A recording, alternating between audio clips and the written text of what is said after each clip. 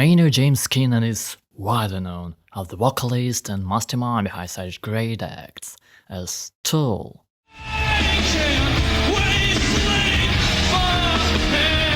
and A Perfect Circle,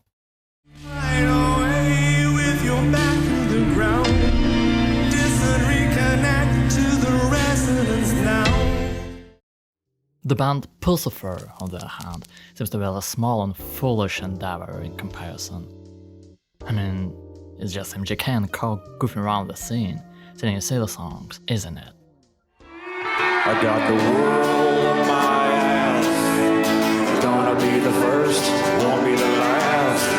I got the world on my ass. But their 2015 money shot, and to a much greater extent their 2020 Existential Reckoning, do damage to this precipitate conclusion. Is there something deep going on?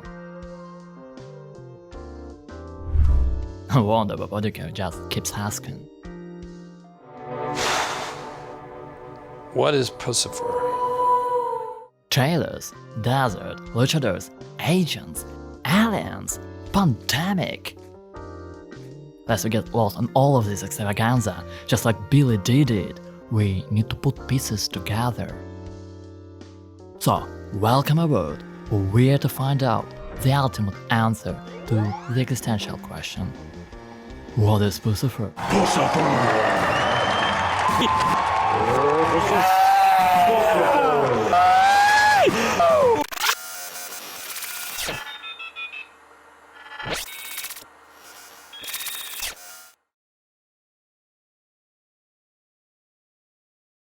It started as a small cabaret venue, with Maynard Keenan trying to find a new outlet for his creative drive, in eccentric kind punk rock sort of mixture stated amidst the show's sketch. People, but he knows it.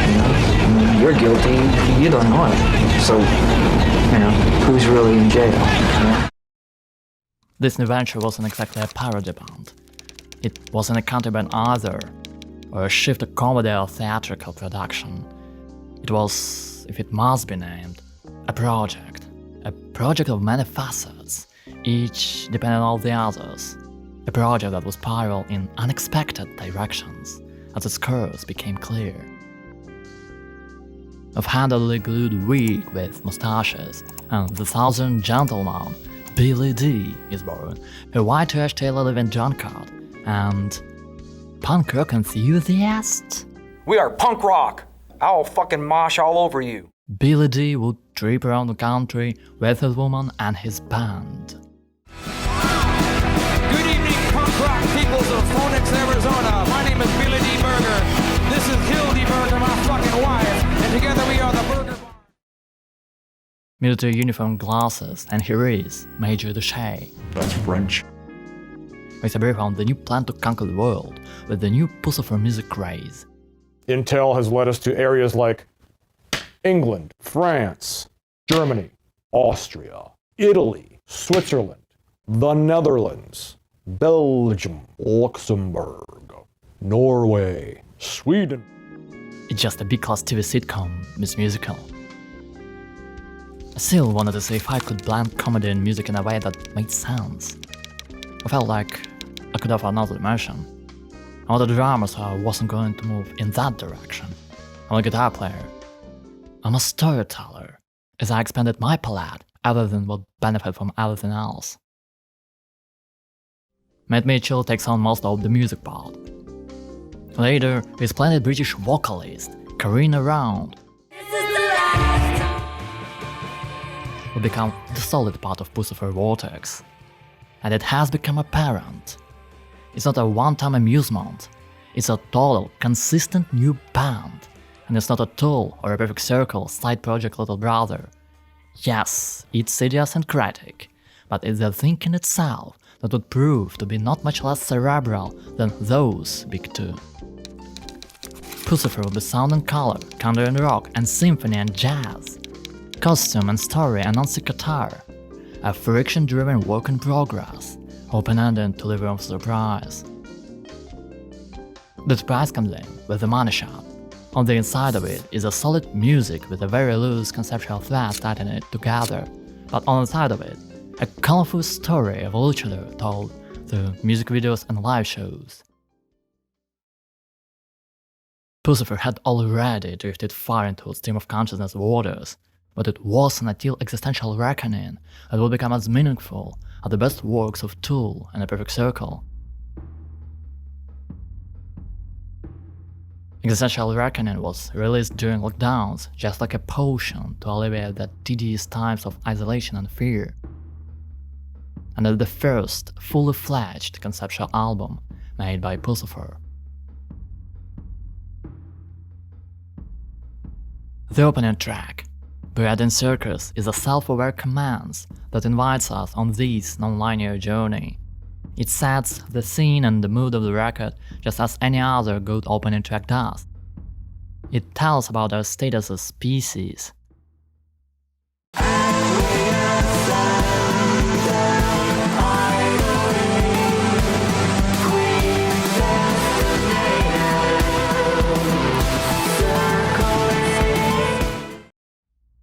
But it's not just the first album track, it's the beginning of a performance. Gladiators and jesters, just entertainers. Red and circus. Matt and I used to hearing records in sequence. We are big fans of Pink Floyd and cinematic albums that are kind of meant to listen to from start to finish. The second track, Apocalyptical, continues the line of the previous one. It tells about the delusional state of humankind during the pandemic, as well as any other time, with firework tongue-in-cheek approach. Dumb, be doomed, be damned. Just like a rhythm of some ritual drums. That gleeful harbinger of the apocalypse approach was nothing new to MJK.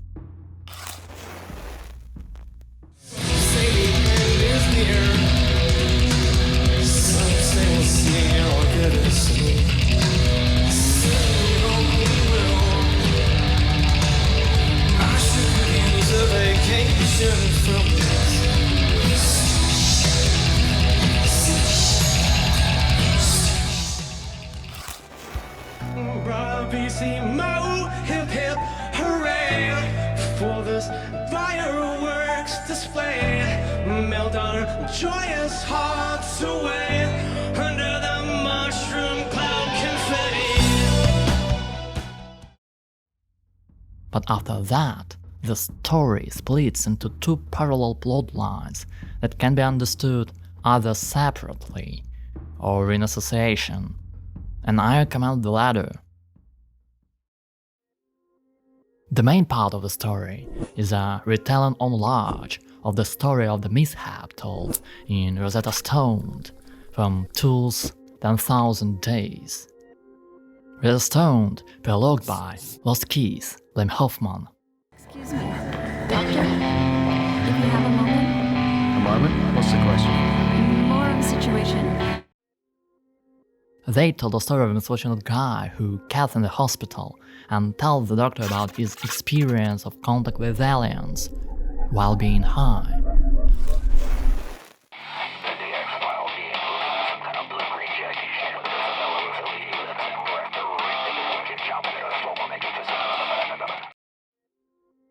The Hoffman mentioned in the title track is no one else but the chemist Albert Hoffman, who synthesized the lysergic acid-ethylamide, also known as LSD. Don't do LSD, kids. It's bad for you. Therefore, the close contact of the first kind happens under the influence of psychedelia and can be easily explained out by all the tripping thing.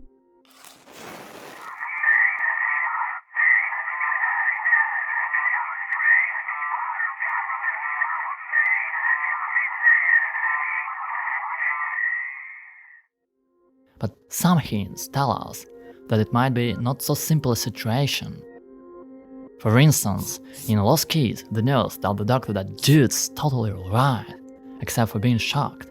His vitals are normal. Then they can help but wonder whether the contact was real, but by some dark irony, the alien just picked the most unreliable messenger there is. Some guy who was totally tripping balls and had no chance to make sense of the message, that is to save human species from extinction. Ironic.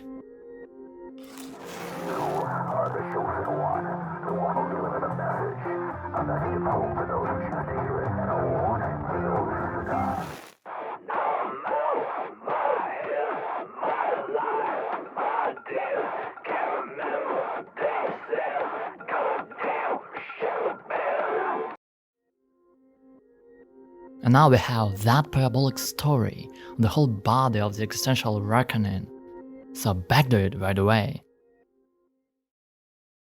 Unintoxicated dude is Billy D himself. He encountered the shape-shifting briefcase that makes contact to him. I just gotta be here, and I gotta go. That briefcase was first discovered by the undercover FBI-like special service, which is naturally called Puscifer in Black. But it was lost by them in the most idiotic way possible. Siri. I know it. Puscifer lyrics. About to take out your water.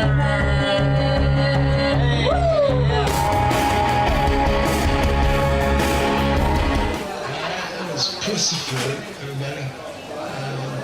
Coming up next, we got John with Bohemian Rhapsody.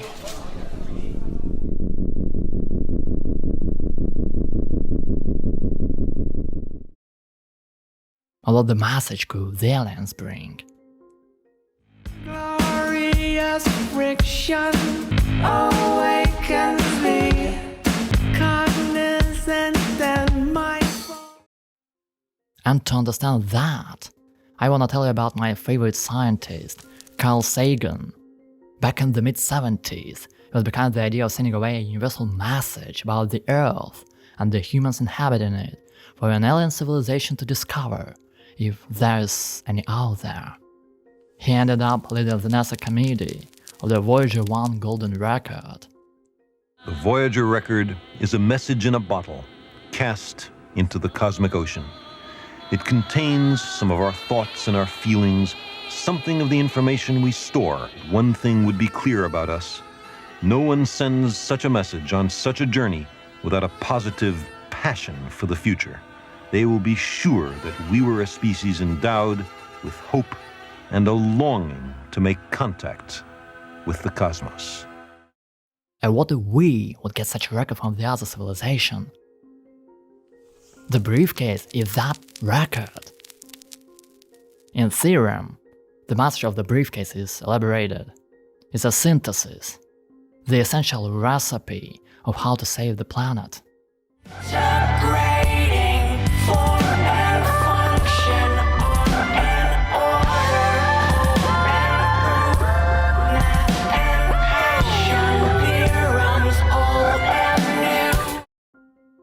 That theorem to solve, that idea of everything, connection of everything to everything else, just like in the great novel by Hermann Hesse, Glass Bead Game, it all amalgamates into consistent formula, the mantra, the incantation, the message. Seek the balance, work the science through diligence, moderate the middle. So eventually wasted, and presumably on DMT. Don't do that, kids, just remind you. Looks like I'm about to take a bullet train to ayahuasca soup. Billy D gets abducted and has his rebirth. Listen closely for the echo of your genesis.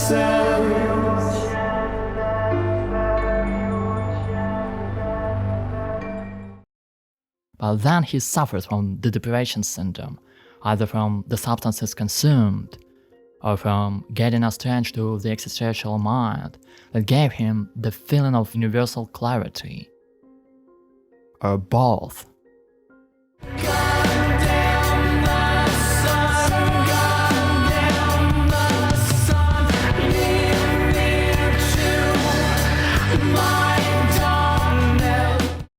But now he goes to the people, to the folks, to deliver to them the message and the prophecy.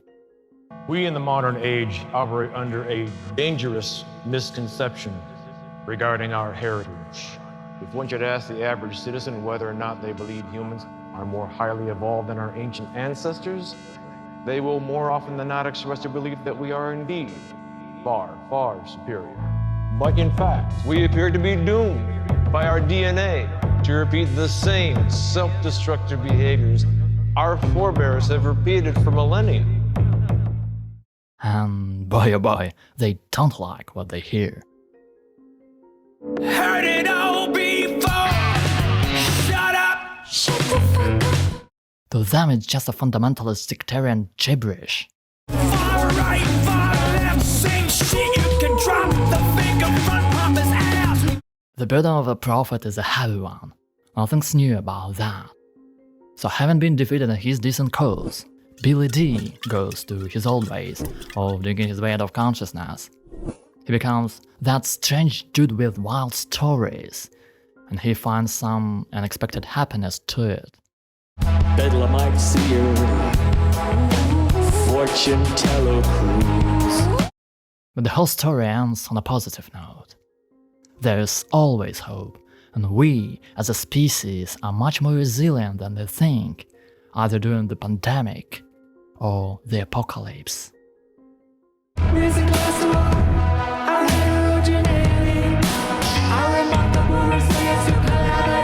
gonna be alright. Everything will be alright. It's gonna be alright. Everything will be alright. And remember the main moral of the whole story. Write your own fable. Believe it'll all work out.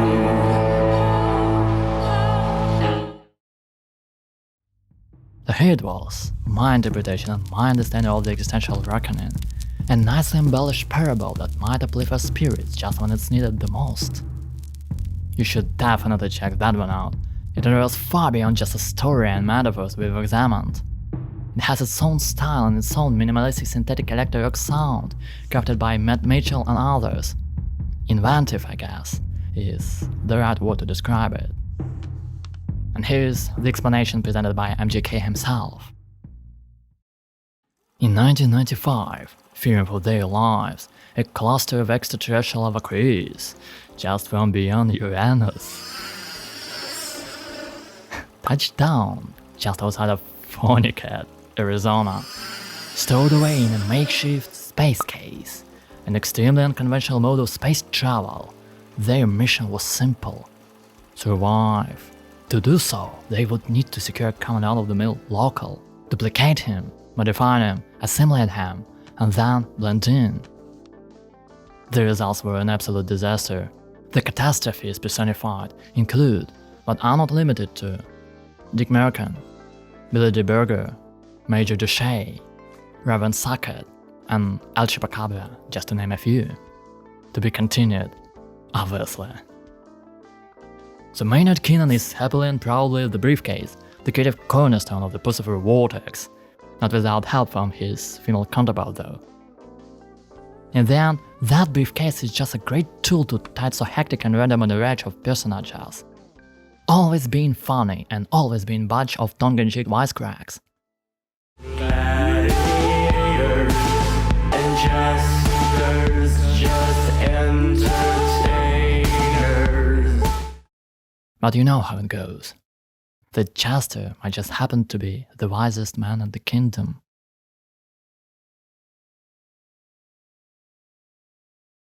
What is Puscifer? Puscifer's many things, but the cornerstone of what Puscifer is an attempt to reconnect with this seemingly lost balance, because we at Puscifer feel that life is too short not to create something with every breath we draw. Well, the good aliens listen to